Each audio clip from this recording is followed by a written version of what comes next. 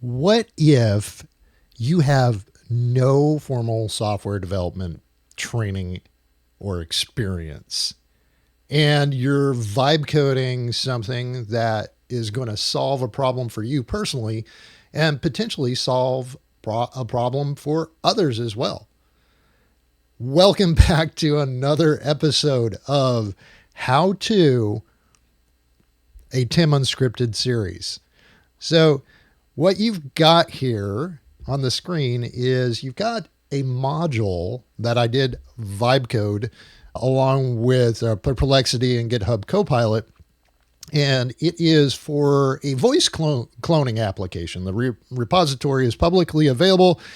I did that so that you might be inspired to do your own experimentation with some coding tools and some artificial intelligence. But this video is specifically focused on one thing. If you can't read the code and understand what's going on, how could you get some assistance without necessarily bugging your favorite software developer who may or may not be a family member, who may or may not want to talk to you about what you're trying to build? Well, why don't you go to a tool? So this module is written in Python.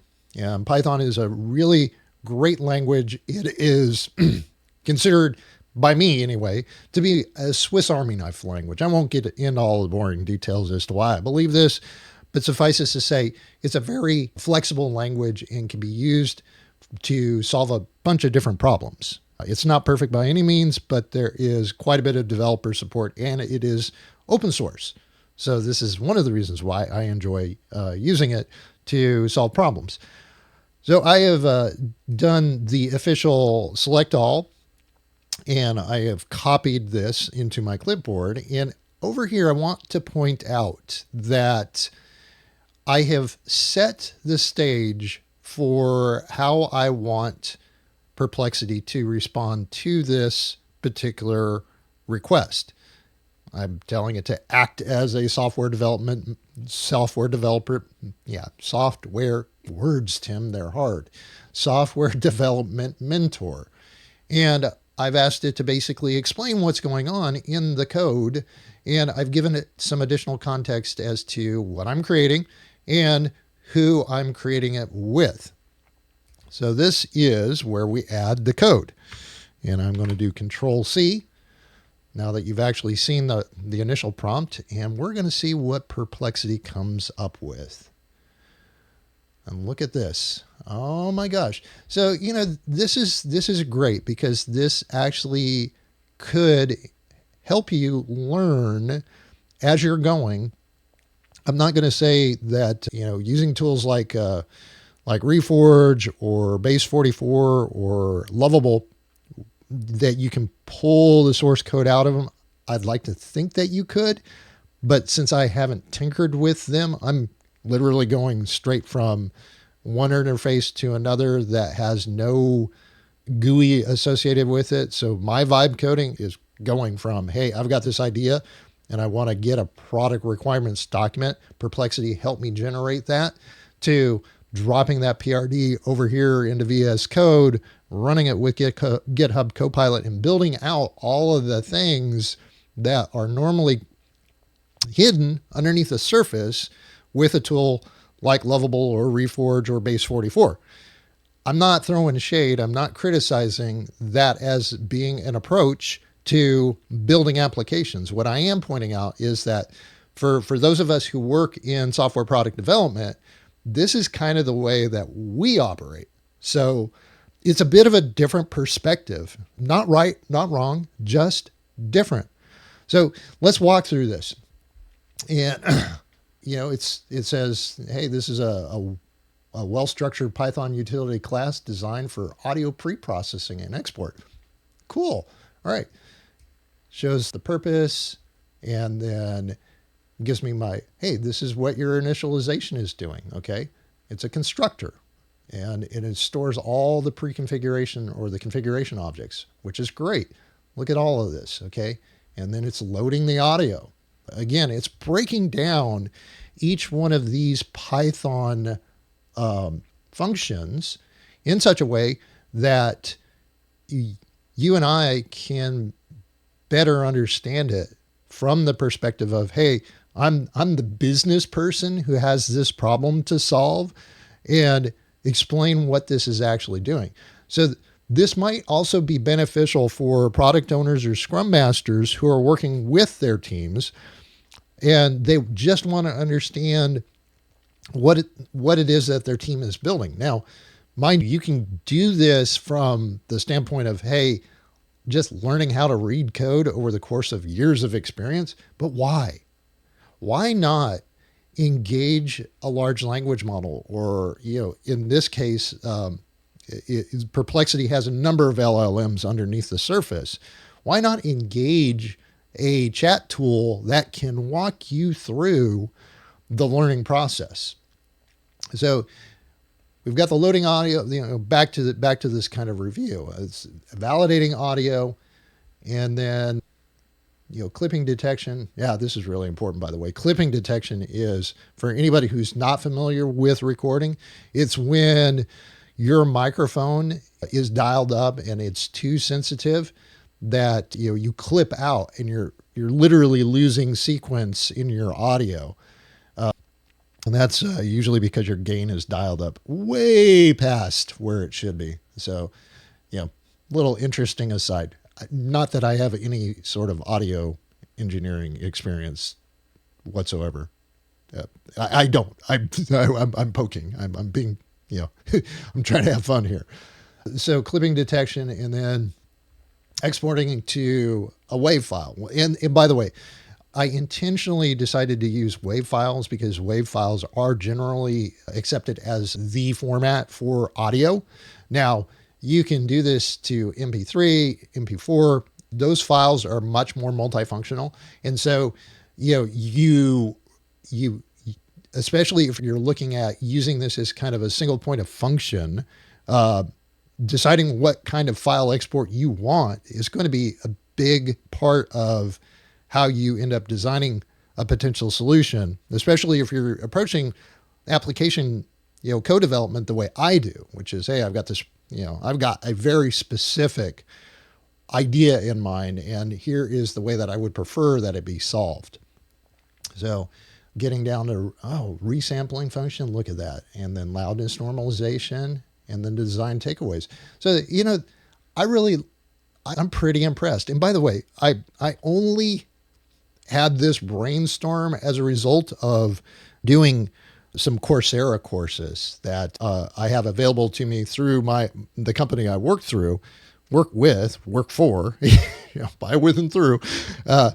And, in that desire to become better in my own professional development, this was actually something that was covered in a module that I was completing here the other day.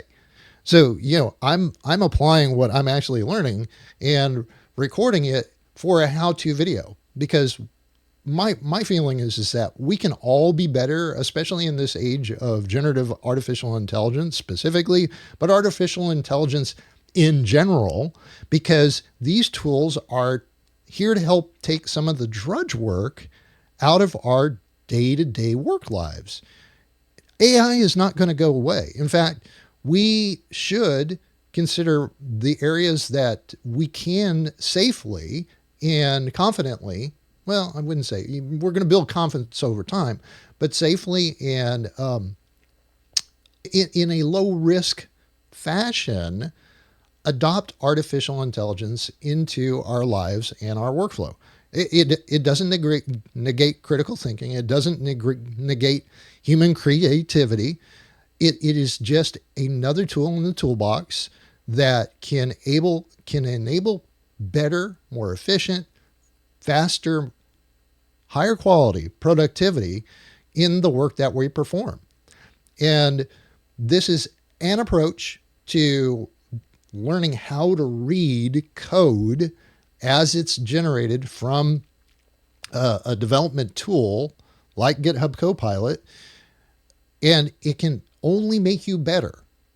And especially if your application, say that you built on one of these coding platforms, becomes a runaway hit, and you eventually reach the limit of what that platform can do for you, because now you're viral and now you're actually a CEO of a product and your product needs to scale.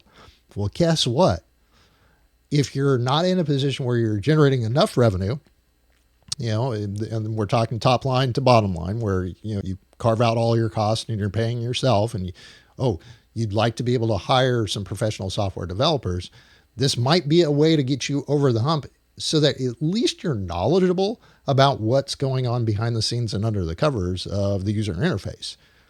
And I'm not saying that you need to become a software architect. I'm not saying that you need to become a 10 plus year software developer in a particular programming language or multiple programming languages.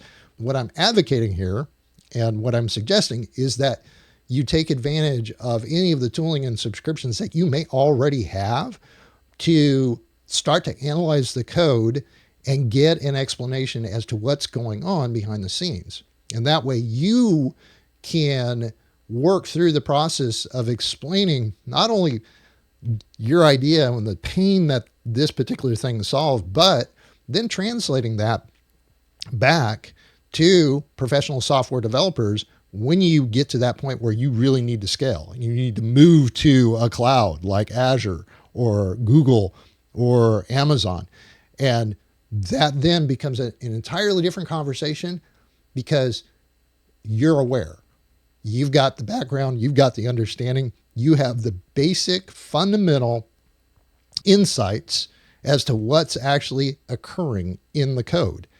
And so setting this tone of, hey, act as a software development mentor, walking through a few of the specifics as to what the intent is, this is a way to get better at understanding what the code does, why it does it. Because as you can see, from the way that Perplexity took and walked through the 200 and some odd lines, I think, of code that I've got generated here, or maybe, it's actually less than 200 lines.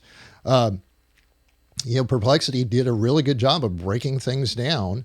And the next step, of course, would be, hey, Perplexity, how would you better annotate the code? Not that the comments here are poor. It's just, hey, maybe there's a bit more detail that needs to go into it. It's just refining an output so that somebody can better understand what's happening. And by the way, if you notice, like the soft clipping and simplified loudness normalization, those are comments in the code that Perplexity picked up on and then gave a more expanded explanation as to what's going on. So I hope you found this beneficial. This is just another how-to in my Tim Unscripted series, because at the beginning and the end of this, my intent is to just kind of unpack and show you what I'm doing, how I'm doing it, and how it might benefit you in your journey, especially around technology, because some of this is really difficult. And I have to learn new things each and every day. This just being one of those things that I had an aha moment about and went, you know what, this is worth recording a video on a Saturday morning so that, the viewers of my YouTube channel and hopefully the folks that follow me on LinkedIn get the benefit of what I'm doing so that they can do like me and even become better than me. And we can build community around this whole almost year-old concept of vibe coding. Again, taking it from a platform like Lovable or Reforge or Base 44 and getting it to a point where it becomes a scaled runaway best hit. Because if the application solves a problem for you, because you've done it on a platform to get this proof of concept or working prototype out the door, more than likely there are probably enough folks out there who are encountering a similar problem that they would find value in using your application. Why not do the right thing and start thinking about where you want to be in the next 2, 3, 5 years. This, through the use of artificial intelligence, can help you understand all the business stuff going on and be better at that point where you've got to make the decision, hey, now it's time to go to a cloud platform, and it's because I need to scale. And where I'm at just isn't getting it done for me anymore. Not that it won't, but that may be a business decision that you ultimately need to make. Anyway, thank you for your time. Glad that you joined me, and you have just wrapped up another Tim Unscripted episode.